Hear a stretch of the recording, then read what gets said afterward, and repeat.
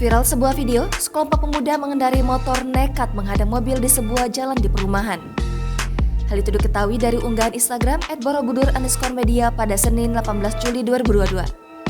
Dalam keterangan unggahan menyebutkan aksi itu terjadi saat korban pulang dari acara hitanan di Desa Sitirejo, Kecamatan Wagir, Jawa Timur. Terlihat di video, dua pria mengendarai motor metik nekat memepet mobil sambil berhenti di sebuah daerah perumahan.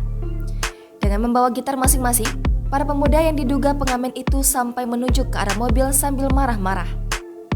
Ia pun sempat memutari sekeliling mobil saat meneriaki penumpang di dalamnya.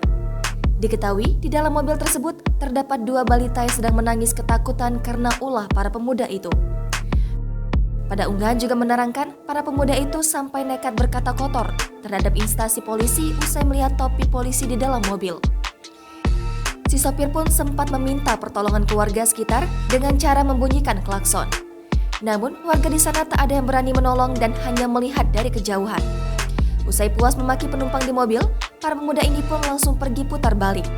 Belum diketahui motif kedua pengamen itu sampai nekat memepet mobil dan memaki penumpang di dalamnya. Video yang berdurasi 46 detik ini pun ramai ditanggapi oleh para warganet.